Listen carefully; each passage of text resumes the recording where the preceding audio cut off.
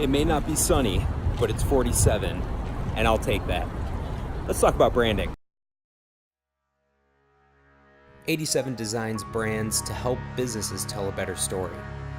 The Studio Journal is where we share what we think. So, from time to time, we put out a question on Instagram and we get some responses, which are super fun. So, we make videos to respond to that. This is one of those videos. So, a question we got from our Instagram story was, what are things that a business can do, a small business with not a big budget, to improve their branding? So, with this video, we're going to give you 3 tips on how you can build a brand for $0, okay? Now, when we talk about brand, the first big misconception that we've discussed in a previous video is that brand is the same thing as your logo. It's not. Your brand is what people feel about you. Your identity is how you look. So the brand is sort of the personality of your business. So we're going to go through a couple steps that we use to help define that. Now you may be asking yourself, why are you essentially giving away sort of your process? Well, it's because first off, we want to be helpful, and second off, if people are serious about taking it to the next level, they'll reach out, and we're not worried about it. I mean, an analogy I heard a long time ago was, just because you watch a video on how to change oil doesn't mean you know how to build a Formula One car. So same sort of thing. We want to give information for free to sort of whet the appetite and get you excited, and if we can help out a small business improve their sales, great. Just let people know that 87 exists. So let's get into the 3 things that you can do right away to help establish your brand. So the first step is honesty. Now, when we talk about honesty, and in these 3 steps, these are really focused on the main group of individuals who help make the decisions, the stakeholders. In a small business, it could be the manager and the CEO. In a big company, it could be 20 different people. Doesn't matter. The people who are in charge of the decisions, let's get them into a room, and the first thing that we need to do is talk about honesty. Now, what that means is, number 1, being honest with each other and being open. There are no bad ideas in brainstorming, and there are no bad ideas in these types of meetings. Number 2, it's having the honest conversation about what you're trying to achieve. More often than not, if a business rebrands, there's a reason why. Either sales are down, or you're entering a new market, or you want to talk to a new customer. It's being honest about what is the reason we're going through this process. The next step of this sort of honesty process is understanding that we need to honestly talk to and connect with our customers. Not just send bullshit their way of just yelling at them, but how do you genuinely connect with the people who you want to buy your product or service? It goes back to, again, branding is what people feel about you. Marty Neumeier in The Brand Gap talks about that. It's what people feel about a business or an organization, right? So when I say Coca-Cola, you now have a feeling in your mind of either refreshment or sugar water or the city of Atlanta or whatever it may be. That's the brand. The identity is the red, the script, the bottle, all of that. So the first step we want to go into is this notion of honesty. Everyone being on the same page, everyone having open conversations and open dialogue about what's going on. What are we trying to achieve? What are we trying to do? This is the sort of check the ego at the door type phase, where we don't need people sort of flexing or posturing saying, oh, our sales are great. Well, if you go into this process with that preconceived notion already set, and not open to sort of accepting the new possibilities, you're going to have a shaky foundation. And I'm going to use the house analogy a lot in this video. So this notion of starting with honesty and having this as like the opening of your meeting sets up that we're starting with a solid foundation, and we're going to build our house on that. If there's any cracks or anything, that's going to be a problem. So step 1, start with honesty. Step number 2 is alignment. So when we talk about alignment, that means a couple things. 1, going back to honesty, being aligned with what the goals are. What is the problem? What is the opportunity? And the key is to get everybody on the same page. So in this meeting, in this branding meeting, we're going to ask some questions and we want to have a debate and we want to go through and talk about stuff. And if people want to push back, that's awesome. Go ahead and push back. Let's have a dialogue about it and try to work through it, because maybe my opinion's wrong. Maybe your opinion's wrong. Maybe we're both right. Maybe we're both wrong. I don't know. So let's go through the process of understanding and getting on the same page and aligning what our vision of the business is, what we think the business should be doing, what are the opportunities that we're looking for, who is our customer, and let's clearly define that person, which is a crazy thing that a lot of businesses don't actually do. They may just say, oh, anybody in the area who has money. They don't really think through the process of, well, what are their needs? What are the things that they're looking for from your organization? So alignment, get everybody on the same page, have those conversations about what you're trying to do, what the vision of the brand is, and who the brand is. Step 3, this is where we get to work. This is the definition part of the meeting. So you have your honesty set up, we're building a foundation.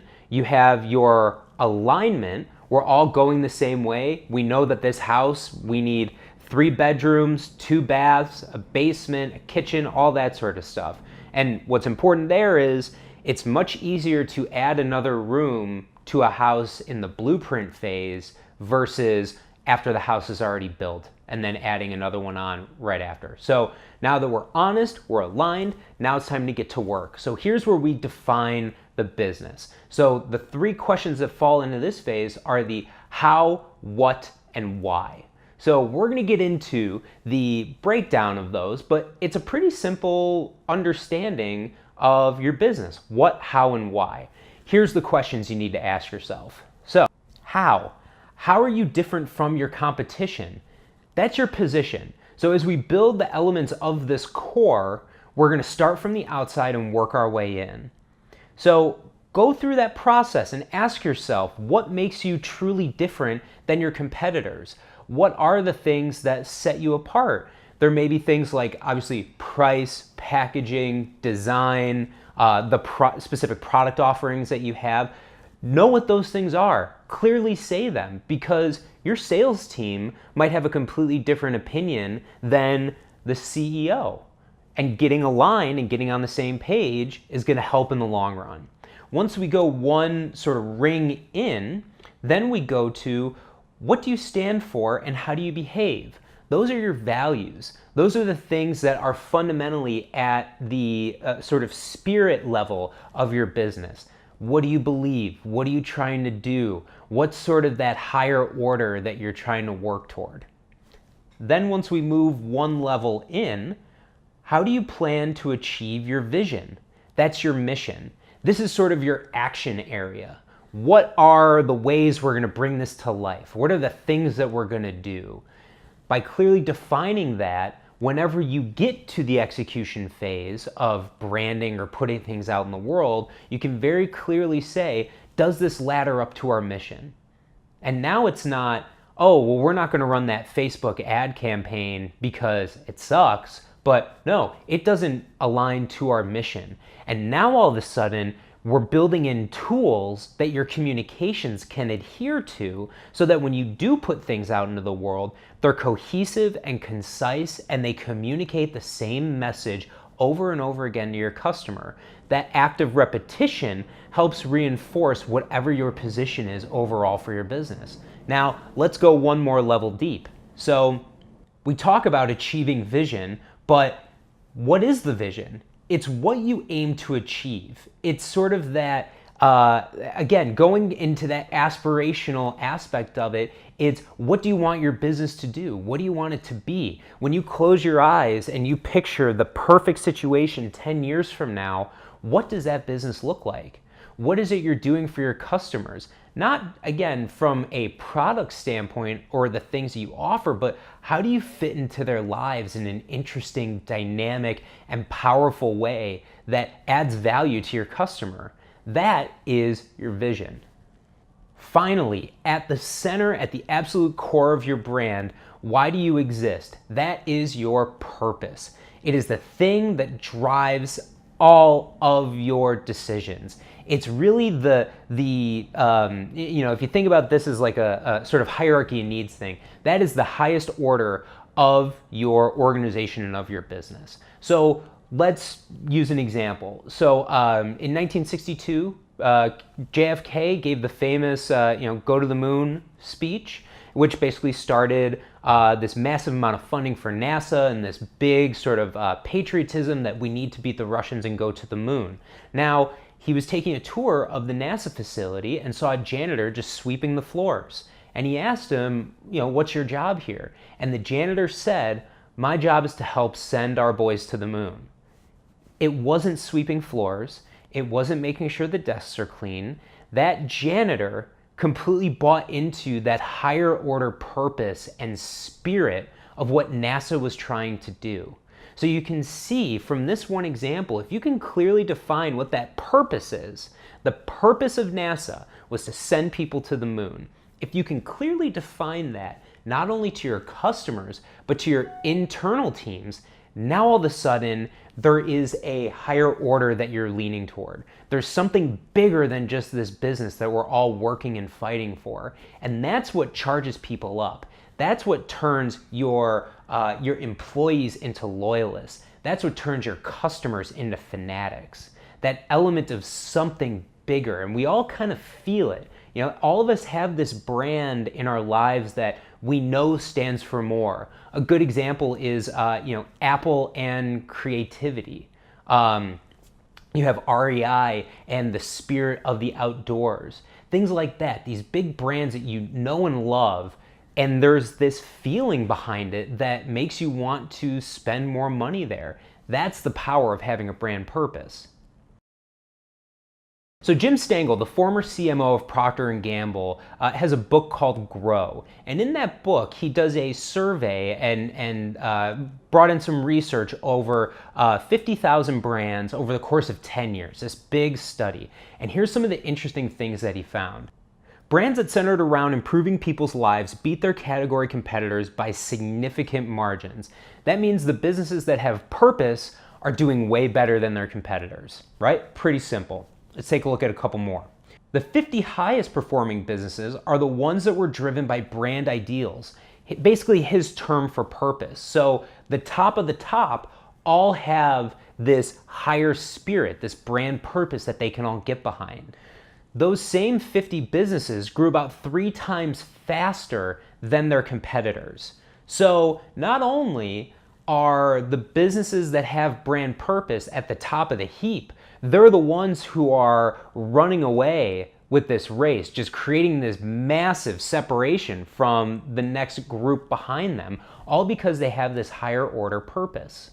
And then finally, and this is maybe the most interesting, we're talking about sort of intangibles with some of the other aspects, but now what he took a look at was the performance of them and the performance of their businesses. So if you were to invest in those businesses, you would have been 400% more profitable than that same investment in the S&P 500. So by creating a purpose, these businesses not only are outdoing their competitors, they're growing faster, but they're also outpacing the entire market and just completely taking off with the momentum that they have, all because they have purpose. So going back to the 3 things, to recap it real quick. Number 1, in this meeting, when you have this sit down with the stakeholders of your organization, be honest, have alignment, and then clearly define what these things are and what you stand for, working from the outside in, ending on your brand purpose. And watch what happens. Once you have those things defined and you start to implement them in your business, not only training and onboarding your internal employees, but using the output from this meeting to adjust and tweak and develop new forms of communication to tell your customers that there's something new going on here and something exciting, it's going to be unbelievable to see the lift that happens. Now, it may not happen right away, but you're going to see it happen because that's the nature of business and who we are. Let's try something different, let's connect with people, and it'll result in a lift in sales.